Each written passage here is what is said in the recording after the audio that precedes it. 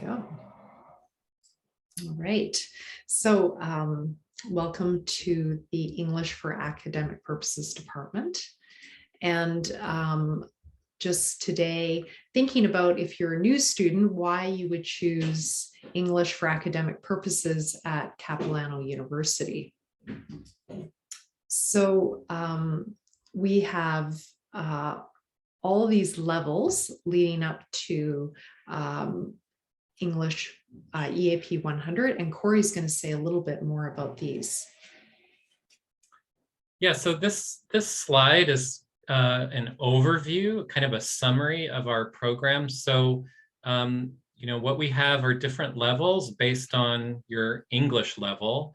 And so, we start with 050 as the lowest level, and then the highest level is 100. And, when you finish 100, you can get an automatic admission in many cases to a program at Capilano University or another university.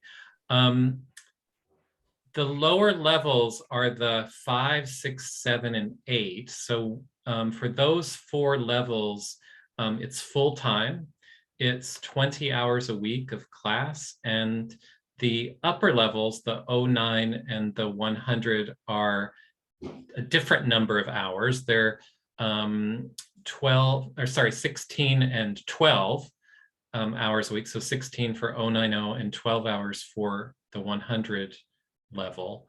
Okay, so at the lower level, the number of hours is a lot. It's 20 hours a week. It's full time. At the higher level, at 09, 100, it's less of EAP, but that's because at those levels, you can take some university classes if you choose.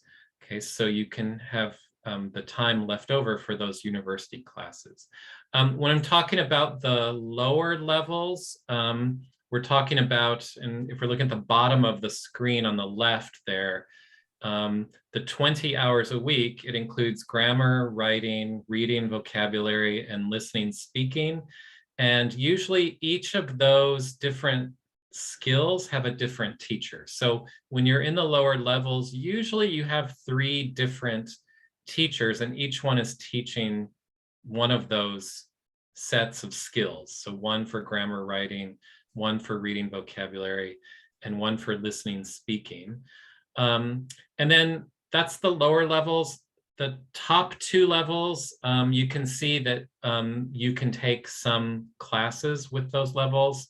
And when you finish, you can go directly into business or arts and sciences at Capilano. And I'm going to talk more about these later in the presentation. Thank you, Corey. That was very clear. So looking at your class schedule, you go to class at the lower levels from 05 to 08. We are planning on running the 05 and 06 again starting next fall. So lately it's just been the 07 and 08. You're taking these classes 4 to 5 days a week, and 3 to 6 hours a day. It depends on the term, but approximately. For 090, it's similar. And for the 100, 101, it's usually more like 4 days a week and around 3 hours a day. With the top levels, again, you're taking 1 or 2 academic courses, so there has to be room in the schedule for that. So the 09 is 16 hours a week, so that you could take 1 academic course on top of that in arts and science or business or perhaps another area. And EAP 100, 101, you could be taking up to 2 academic courses, so another 8 hours a week could be on top of your EAP. The passing grades, students like to know this, it's fairly high. These are actually prerequisite grades for moving to the next level. So between the lower levels, you have to have a 73% or a B to move on to the next level. And to exit out of EAP, you have to have a B+, which is 77%. And that's in each of these co-requisites, EAP 100 and 101. These are separate courses, but you have to take both of them in order to meet the English language requirement to enter the university, and you have to have B+ in each of them. Okay, looking at the EAP Plus more closely, Corey's going to do that for us. Okay, yeah, so this is kind of zooming in on the top 2 levels of EAP. These are the levels where you can take academic university courses with EAP. So at the 090 level, it's, like I said, it's 16 hours a week. It's grammar, writing, listening, reading, vocabulary, and speaking. Usually you have 2 different instructors for this. And you can take, if you want, 1 university course with it. Usually students take business or arts and sciences.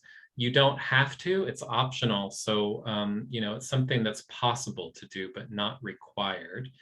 Okay, and then when you get a grade of B or higher in EAP 090 as your final grade, you move to the next level, which is EAP 100 level. And that level has 2 courses, as Maggie said, EAP 100 and EAP 101 that you usually take at the same time. And you can see there that 100 is writing, grammar, listening, and 101 is reading, vocabulary, speaking. That's a total of 12 hours a week when you're taking both of those. And if you want, you can take 1 or 2 or no university courses at the same time with 100 and 101.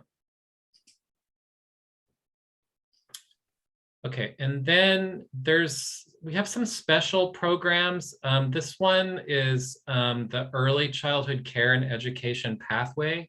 So we kind of took we took our top 2 levels and changed it a little bit. So if you're interested in going into early childhood education, this is a really good program to do. So you're in 090 and 100, 101, but the courses that you're taking with those levels are courses that are required for early childhood education. And so it's really useful because you're getting a lot of credits for early childhood education soon in advance. And then when you finish the pathway after EAP, you have an automatic seat in the ECCE program. So that's really good because that program is really difficult to get into. And so it's a very helpful program for you to prepare you for ECCE. And the next slide is talking about our second pathway, which is the same idea, but for business. So if you're planning to go into business and you want to take courses that are designed for you in business and that count as credit toward business, the pathway is really good because you can take courses, you can be sure that you're going to get a seat in these business courses that you're taking with EAP. And when you finish this pathway, you'll have an automatic seat in the business program. The other thing I want to say about the pathways is it's really designed to help you be successful because the instructors that are teaching the business or the early childhood education courses are working together with the EAP teachers to help you in the assignments in their classes. So you're not alone in this bit. So for example, this Business BATM 101 management course, you're not alone trying to succeed. The teacher in EAP and the business teacher are working together to help you be successful. So the pathway gives you a little bit more support, but it also gives you a lot of guarantees about entry into a program and guarantees about taking courses. You know you're going to get a seat in the courses if you're in a pathway program. Yeah, so that's the pathway. Thank you, Corey. So another part of the program that we actually haven't talked about today is our community engagement program. And now that I'm reminding the panelists, they'll probably all want to talk about it, but you're doing up to 12 hours a week of community engagement activities in the community, volunteer work. It could be attending activities on campus. During COVID, it's been a little bit different and a little bit more challenging because of the online settings that we've been in. But with us going back in person, we're really hoping to enliven this part of the program again, starting this summer, and have more opportunities for Capilano to get involved in the community and work on your listening, speaking skills in a very experiential way. We also have a service called English language support, and it's housed in the library in the Learning Commons. During COVID, much of it has been online, and I believe we've continued with some online delivery of it, even post-COVID, because some students prefer to work online. So that's been kind of interesting, an evolution. In this support, we're supporting all students enrolled at Capilano, not just EAP students. And you're working on all English language skills that we've talked about today: reading, writing, speaking, listening. All those skills are being worked with. We have three kinds of support. One is one-on-one support. Another is peer mentoring support. That's the chat cafe work. And the other is workshops. And I'm sure some of you have attended some of those workshops also for your community engagement piece. The one-on-one support is more for students who have finished EAP, because while you're in EAP, most of this support comes from your teachers going to their office hours. We all have office hours and you go to their office hours. But if you're taking an academic course, you're welcome, even when you're in EAP, to come to ELS, English Language Support, and get help with the various assignments you're working with, reading comprehension. Even you could work on speaking and listening skills. Okay, so at the top two levels of EAP, you might start attending ELS as well. As I mentioned, you're working with all of these skill areas, so I'll just let you have a look at that.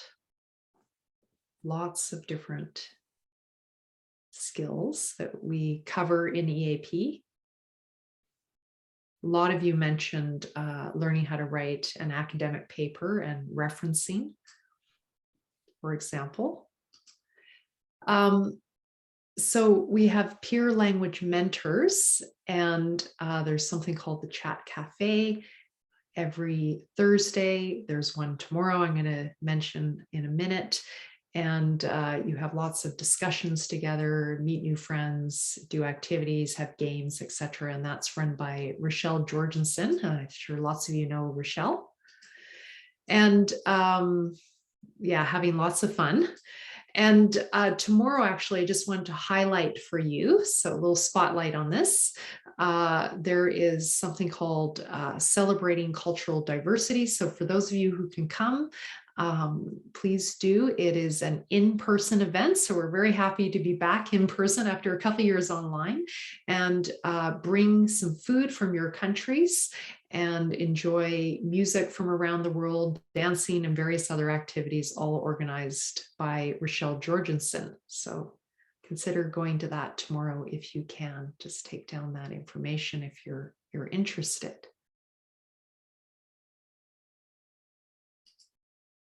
We also have workshops on various topics, and all EAP students are welcome to attend these. And if you attend them, they do count towards your community engagement, because you're engaging with the Capilano community. So all of these different skills being worked with.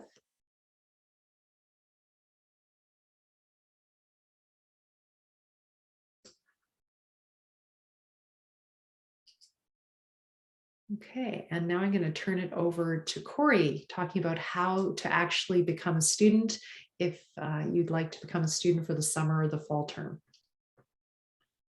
Okay, so the first step is to apply. Okay, and so when you apply to EAP, you're going to go to a website run by the province of British Columbia called Educational Planner BC. So when you see EPBC, that's the website. You'll create an account and fill out the information, and you choose EAP as your program on that site. There's an application fee, and they will ask you for high school transcripts. You know, it's really good to have high school transcripts. If you don't have your high school transcripts, let us know. We can work with that. We can talk to you about being admitted without them. So it is possible. Then you'll get a response from an office at Capilano. And if you're international, you'll get a response from the CIE area. And if you're a domestic student, a citizen, or a permanent resident, you'll get a response from the registrar's office. Okay, then the next step is we need to know your level so that we know which level of EAP to put you in.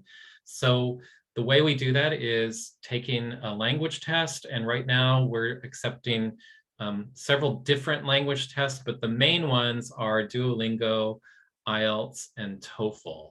And so based on your result, we'll put you in the level that is right for you, so that it's not too difficult or not too easy. And then after we know your level, we'll contact you to register in classes. This will be an online registration for the upper levels. So if you're placed in 090 or 100, 101, the top 2 levels, we'll give you instructions about how to register online. And if you're in one of the lower levels, 5, 6, 7, or 8, we will contact you about filling out a paper application online to register.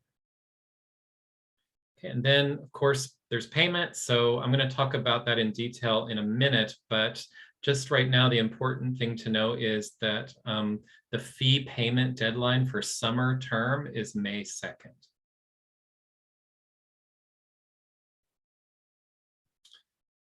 Okay, and then this tells you a little bit more detail about the language test that EAP accepts, and it shows you, I'm not going to talk about all of this, but it shows you what level you would be in with different scores. So for example, if you took the IELTS and you got a 5.0 with no subscore below 4.5, you would be in EAP 080. Okay, so that kind of gives you an idea of the different scores. And on this table, you can see TOEFL and Duolingo. We can talk about that with you in person if you have questions about it. Okay, and then the dates for summer term that are important. I've already talked about the fee payment deadline, so that's May 2nd. So after you apply and register, it's important to pay the tuition and fees. You can still, you know, if you're registering after the fee payment deadline, you still can register and pay afterward. So, you know, it's important to know that we will take you as a student even after May 2nd. The first day of classes for summer is May 9th, starting at 8:30 a.m. And then you have a 2-week period from May 9th to 20th, which is called the add drop period. And this is important because it's kind of a time to see, you know, how it's going in the classes. Is your schedule working out? Is this program for you? And during that time, if you decide to drop or leave, you can get 80% of your payment back. After that time, you can't get anything back. So it's kind of a good thing because it helps you kind of decide if everything's going okay. There are some holidays in summer, 3 days there listed. And then the last, and I say this, the last possible day of class is August 19th. But it's always good to talk to your EAP instructor about the real last day, because usually it's earlier than this. Probably this summer, it's going to be somewhere between August 12th and August 15th. That's probably more realistic. But keep in mind that it could go until August 19th. It just depends on which level you're in and which classes you're taking. Okay, so then to tuition and fees. So if you're a Canadian citizen or a permanent resident, you will have to pay university fees, but not tuition. Okay, and this is only for the lower levels of EAP from 050 to 090. When you're in EAP 100 and 101, and you're a citizen or permanent resident, sorry, but you need to pay tuition and fees. And that's because they are 100 level classes. So any 100 level or higher requires tuition. And what this means is that on the right side, how much? Well, it changes from time to time, but generally for lower level domestic students, it's between $500 and $800 for the fees. And that's for the whole term. So that's, $800 over 4 months of full-time English. And then for EAP 100 and 101, it's usually between about 1670 to 1920. And that just depends on if prices go up. So, and what kind of fees you're paying. So just so you know about that. If you're an international student, you can see the prices there. You are charged tuition and fees for all the courses, and it goes from 8,000, which is if you're taking 070 or 080, those are full-time 20 hours a week, so it can be more expensive. And if you're doing EAP 100, 101, it's fewer hours, fewer credits, so it costs a bit less.